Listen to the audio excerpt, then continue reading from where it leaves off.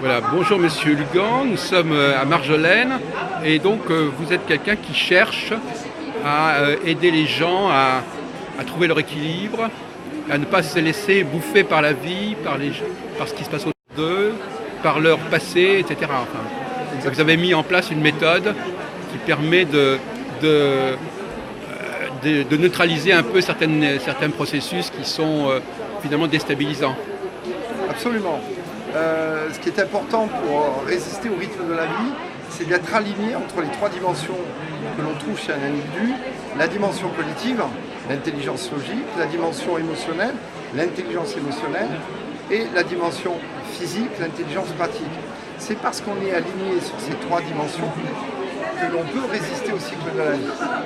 Si on est dans une dimension à l'heure que le cycle de la vie nécessite d'être ailleurs, alors on est en déséquilibre, on est désemparé. Si vous êtes dans une situation où vous avez besoin, par exemple, de fuir, alors que vous êtes dans une dimension tête cognitive purement rationnelle, vous êtes à contre-courant et vous êtes dans l'échec. Si par contre vous êtes capable d'être dans la dimension physique au moment où la situation le nécessite, alors vous aurez une agilité globale qui vous permettra de faire face à une situation. Donc c'est à vous de choisir la bonne approche de la situation, Absolument. de mobiliser le niveau qui est approprié. Exactement, il y a des situations où on est plutôt dans la tête, où on doit être plutôt dans une démarche réflexive, méditative. Et puis il y a des situations où on doit être dans une démarche émotionnelle. Quand je suis avec des amis, si au lieu d'être avec eux, je pars tout seul, je ne suis pas avec eux. Ouais, je suis dans l'action, je ne suis plus dans le cœur. Ouais. Donc c'est parce que je suis en équilibre. Or, les individus ne sont pas équilibrés sur ces trois dimensions. Voilà. On a des individus qui sont plutôt à dominante tête, très bien dans leur monde, mais en société ne sont pas très bien, dans l'action ne sont pas très bien. On a d'autres personnes qui sont très bien dans la relation, mais qui ont du mal à se poser les bonnes questions, à prendre du recul, à prendre de la hauteur.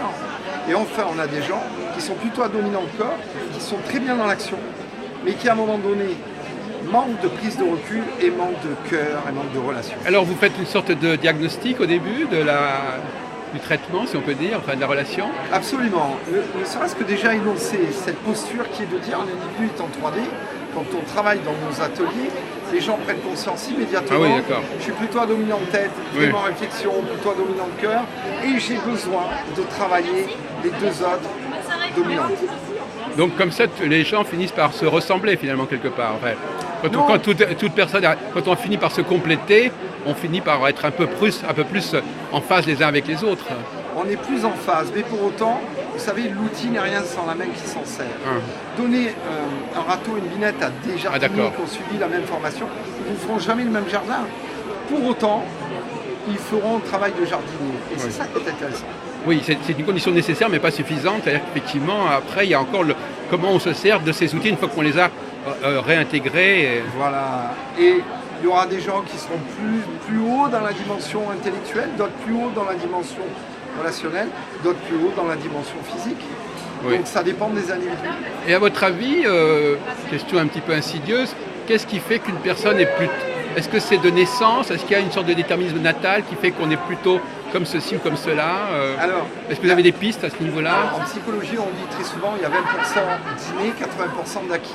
Ouais. Après, l'acquis vient de l'éducation parentale. Ah oui. Quand, par exemple, vous avez des enseignants, des parents qui sont plutôt instituteurs, enseignants, vous avez de fortes chances qu'ils accompagnent leur enfant pour développer chez lui la dimension cognitive. Ah oui. Quand vous avez des gens qui sont plutôt des manuels, vous aurez de fortes chances, je ne dis pas c'est majoritairement, mais de fortes chances, que l'enfant développe lui une intelligence pratique. Cela dit, comme vous disiez tout à l'heure avant l'entretien, quand on est homme ou femme, on a déjà des tendances qui sont en quelque sorte innées. Oui, alors, et qui ne sont pas uniquement liées à l'influence du milieu. Oui, alors bien entendu, on a une identité sexuelle. Maintenant, le genre sexuel est acquis par notre éducation. Ah oui, d'accord, oui. Et donc, si vous êtes dans un milieu très masculin alors que vous êtes une fille, vous aurez un modèle plutôt masculin. Oui. Si vous êtes un garçon dans une famille que de femmes, vous avez avec ce modèle féminin, il y a plus de chances que vous ayez de valeur féminine. Donc malgré tout, même dans ce domaine-là, la société va vous imprégner par rapport à l'idée que les parents ont de ce que vous devez être. Enfin, il reste, quand même, quand on est né, on a tendance à lui. Donc vous pensez qu'on ne naît pas femme, on ne naît pas homme? On a une identité et après on prend un genre. Oui, d'accord, c'est la fameuse idée du genre. Voilà, et après on prend un genre. Un genre sexuel, un genre masculin, un genre féminin, tout simplement. Bon, alors donc revenons à cette idée de cycle. Donc je vous ai défini un petit peu, en parlant avec vous tout à l'heure, les cycles, c'est pas fait pour les suivre, mais c'est éventuellement au contraire pour en prendre le contre-pied, en tout cas pas pour se laisser entraîner par les cycles. Non, la vie est faite de hauts et de bas. Si émotionnellement on suit ses hauts et ses bas, on finit épuisé, on est en dehors du monde. Ce que nous proposons, c'est de se dire, s'il y a des hauts, ok, acceptons l'émotion et les hauts, mais n'en devenons pas addicts. Et si on est en bas, on ne va pas se remettre en question systématiquement parce qu'il y a eu un bas. Donc, on reste stable quelles que soient les circonstances, on n'est pas en addiction au haut, on n'est pas en addiction au bas, parce que vous avez des personnes selon leur type de personnalité, sont plus en addiction au bas, aux situations à problème, etc.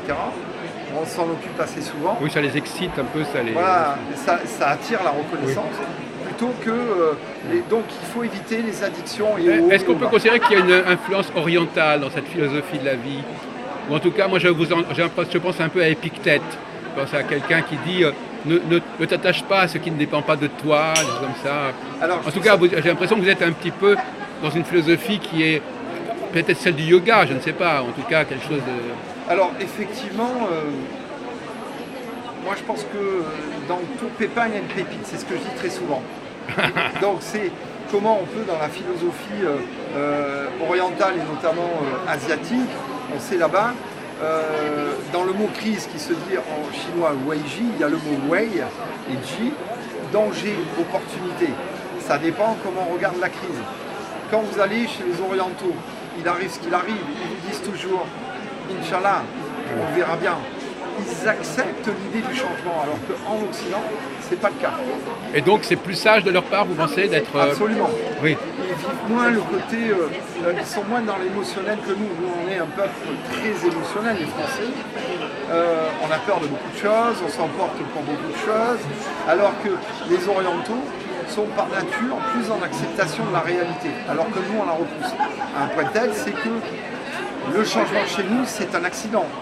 Dès qu'on change, on n'est pas bien. Oui, sauf que quand on passe de l'été à l'hiver, on trouve ça à peu près normal. Oui, mais c'est les cycles, et là on n'y peut rien. Mais et encore, regardez, quand on modifie l'heure d'été, on n'est pas très bien. Juste une heure de décalage dans le temps. Alors qu'en Orient, le changement est permanent et au contraire, ne pas changer est quelque chose qui est dommageable. C'est la mutation. Mais est-ce qu'on doit accepter son âge, par exemple, Jean-Paul Lugan? Alors, pour bien le vivre, la première étape, c'est l'accepter, accepter son âge. Si on ne l'accepte pas, on est en résistance et on vieillit plus vite parce qu'on résiste à son âge. Ah oui, d'accord. Mais tout à l'heure, donc parfois, j'ai l'impression qu'à certains moments, il faut résister, à d'autres moments, il ne faut pas résister, c'est ça? Oui, en tout cas, il faut développer une capacité de résilience à ce qui pourrait nous faire du mal. Ah oui, d'accord, oui. Résister, non. Quand vous tombez à l'eau, que le courant vous emporte, si vous résistez, vous fatiguez, vous allez couler. La meilleure des façons, c'est de vous laisser aller avec le courant. C'est un peu ça l'idée, c'est de se dire, les choses qui nous sont toxiques, il va falloir résister, mais psychologiquement, pas physiquement. Il va falloir résister mentalement, émotionnellement, pour pouvoir s'en sortir. Alors comment se poursuit donc comment se poursuivent les stages, enfin la formation? Qu'est-ce qu'il faut? Quelles sont les prises de conscience? Enfin, comment les gens doivent évoluer dans votre sillage?